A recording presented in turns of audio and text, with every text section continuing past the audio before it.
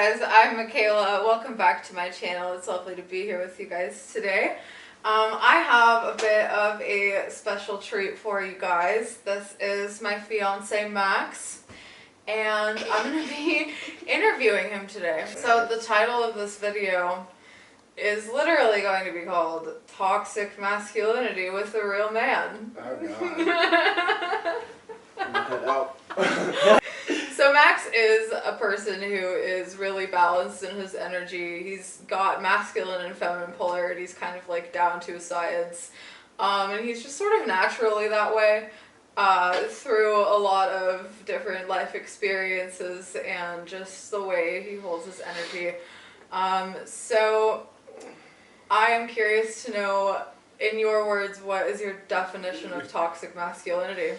Toxic masculinity is dominating and making the opposite sex, whatever sex that may be, feel as if they're inferior to whatever this concept of patriarchy is formed, thinking that a man theologically in certain concepts created first, that it's somehow better. And I think that somehow people have dominated that concept throughout history and made all opposite sexes, anybody relating or supporting anything against the patriarchy, negative, and they just oppress everything about it. So do you think that toxic masculinity in a lot of ways has like a root in religious faiths? Oh, 100%. Are you kidding me? Christianity. Oh, Adam was created first. Well, then there's this concept that there was another female. God miscreated her. Oh, you're talking about Lilith. Yeah, So literally. the reason why people don't like Lilith is because she's actually not really addressed in like normal Bible text, and she actually was equal to man in every form, every way, and she was too powerful. So exactly, and out. it's funny thing. God, a man, had to, destroy her because she was just as equal. It's funny how they say Eve was created, that they took a bone out of Adam and clay to make Eve. They're trying to say that it took a man to create a woman. Right. Yeah, I think that the root of toxic masculinity goes way back. So basically what I want to address here is the fact that through societal practices and just like using that example of Lilith, like men and women are equal, the masculine and feminine polarities, we have both masculine and feminine energies in our bodies, and those are meant to be balanced. We're supposed to live in both of these polarities in order to accomplish things in life and live out our true soul purposes. And I think through just societal practices, we've really kind of strayed away from that. It's almost been this idea that femininity is somehow shameful or wrong or weak, to the point where like even women lead from a masculine polarity. And what I mean by like masculine and feminine energies that we hold in our bodies, the masculine energy is like driven, focused, like forward motion, purposeful, like get things done, and just like lead from power. And feminine polarity is a different type of power. It's like creative and flow and compassion and love and nurturing, and those two things combined are really fantastic, right? But if those things are out of balance, then we get this like women leading from masculine polarity that are just so driven and don't nurture, and then we've got like men leading from masculine polarity that like don't have any sense of like empathy, and a lot of them are like textbook narcissists, and that's kind of what brings us back to this whole like toxic masculinity thing. So I actually used some divination, and I pulled a tarot card for this video before I made it, and it's really, really interesting. I asked what should I focus on in this interview, and I got the 10 of Fire card, which is oppression. And this card is all about stagnant life force, internalized aggression. And there was a part in the text that I read on this card that said, you can't move ahead if you hold your own energy back. So I want to talk a little bit about energetic balance here. Why do you believe as a man that it's also important to have balance in the feminine polarity? Well, I think you need to be creative and understand compassion. And the fact that, like, just people, like, define women, even in hip hop now, every woman's defined as a bitch. They say, oh yeah, I'm passionate and caring, but they're calling women that. And I'm just like, it's at this point where it's like, yeah, it's taking the step of caring and nurturing, but respecting is the most important. Yeah, I think mutual respect and just seeing men and women as equals, if we were to like be able to gain mutual respect in society, women would stop feeling like they have to lead from that masculine. And I think personally that's why in those rap videos and stuff like that, like women are called bitches. Like it's kind of like a way of undermining their power, or just being like, oh well, you're just a bitch. You know, like when women try to lead into this power position, like this place of power, they're just considered bitches because toxic masculinity doesn't want to take them seriously. And at the same time, I think that women have been considered bitches because they're not balancing that feminine energy and they are leading from the masculine. And like, yeah, sometimes that can seem kind of bitchy. Yeah, like it works both ways, but in the end, like mutual respect, open communication, and just support in any way, regardless of it being emotional, physical. It's meeting that person's needs, whether you're in a relationship with or without a female. Yeah, definitely. So what are some of your traits that you have that you consider to be of like your feminine energy? Oh God. You got a couple really good ones. I think just my creativity, my weird spontaneous thoughts, my irony, and my sarcasm. So you think your sense of humor also comes from feminine energy? I could see that. I could see that. I think personally with you, it's also like your empathy, like your willingness to just like accept how people are feeling and like nurture that, because you're very nurturing to me. You know, I've struggled with masculine polarity for a really long time. And I don't always have that nurturing thing down pat. Yeah, I am a on-the-go kind of person. I know. You're always moving at 1,000,000 miles per hour. So I think it's good that you have like a nurturing. It's just like you as a person, when I think, not just even in toxic masculinity, but again, back to just relationships in general, when you have feminine qualities. Or, you know, you might just be a little bit more sensitive than the other person. You have to acknowledge the fact that there might be something going on. That, sure, it may not always be directed at you. Sure, you may react. Sure, it may be hard to hear sometimes. Sure, it's hard to watch. I know I've cried in situations where I know, sure, she's lashing out, and I know it's not directed at me. Sometimes it's just anger getting out, and sometimes somebody's going through something. So I kind of want to touch on something you just said, like, a lot of men in today's society will not admit that they cry.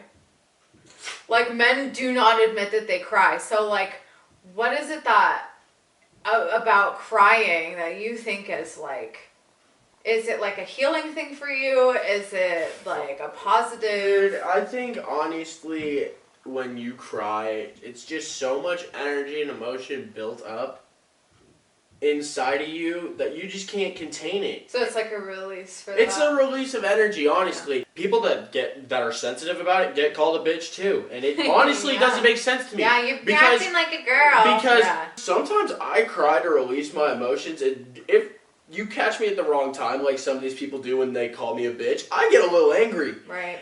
And that's leading into that masculine. And that's when you lead into the masculinity, and that's when you have to balance yourself. I'm curious to know what experiences you've had in your life that have led you to realizing that you need to balance masculine and feminine. Like, where has your feminine energy really come in, and sort of like, what experiences have you had that have made you comfortable with that energy? I wouldn't say therapy works, but I've seen multiple therapists, and I've gathered enough philosophy and just self-reflection upon myself to understand that, the more anger and the more negativity you feed in, the more you're just adding to it. The further you try and distance yourself from whatever that negativity is, and it doesn't even have to be masculinity at this point, and this is philosophy. Like, if anything negative is in your space, distance yourself from that to become the person you want. You need to eliminate the negatives, focus on the positives, and get it done.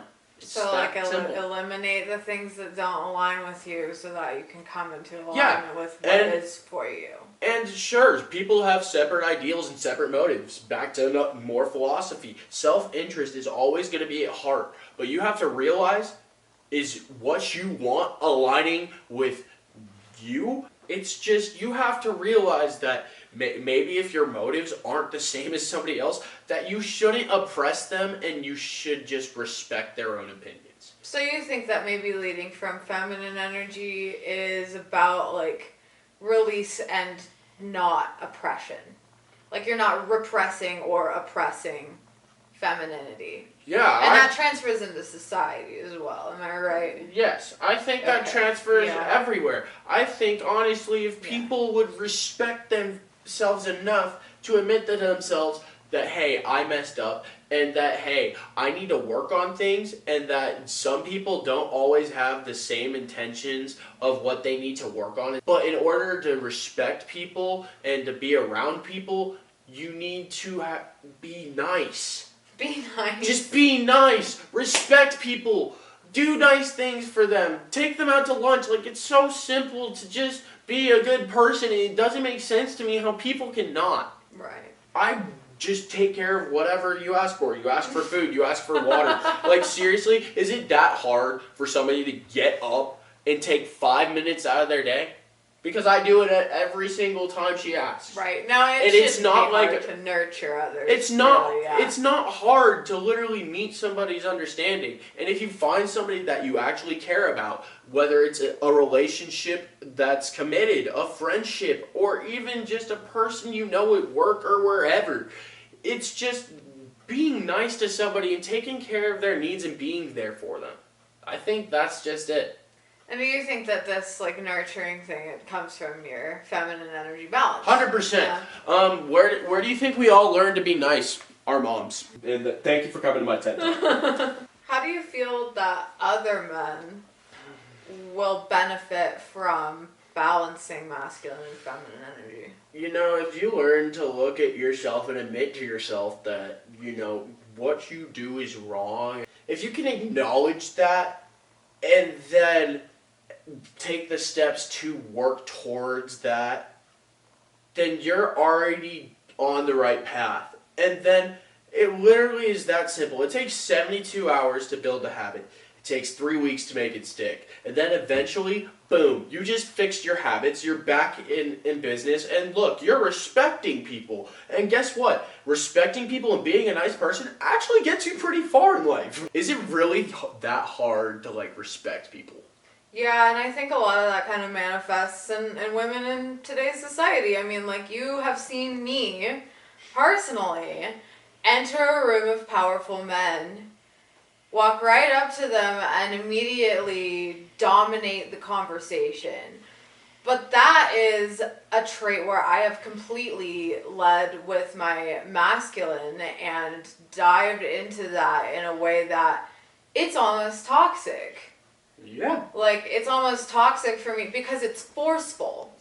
I'm essentially, forcing my presence on men, but, as women, a lot of us in, successful, powerful positions have learned that, in order for men to listen to you, you have to come in from a place of force. Because men do that to each other.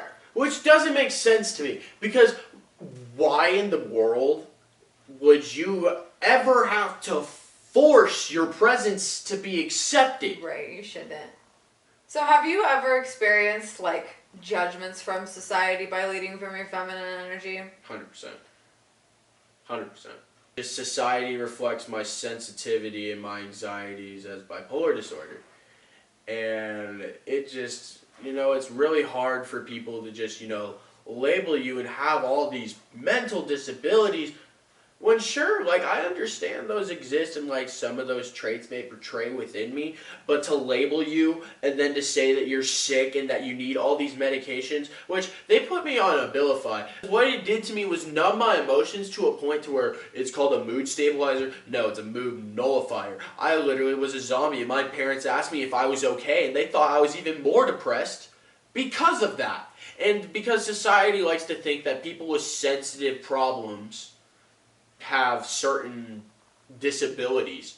It's not a disability. It's that people are struggling and that there's trauma there and somebody's going through something. Yeah, I mean, I think that says a lot about the Western medicine fields, just in the sense that they don't treat the root problem. Like a lot of, contributing factors to mental disorders that some people form is just trauma. I mean, childhood trauma, and like nobody's really working to get to the root of that. They're just covering it up with stuff. Dude, and not just that, but like in order for like actual therapy to work in any way, it's communication on both sides.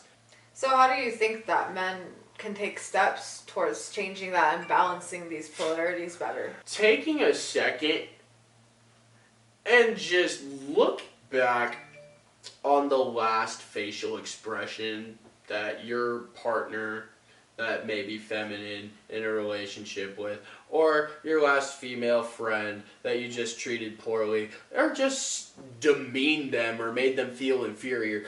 Look at their last facial expression and body language and think about what you said to upset her. Think about what caused that reaction. And then internalize how that makes you feel. And after that, reflect upon what you can do better.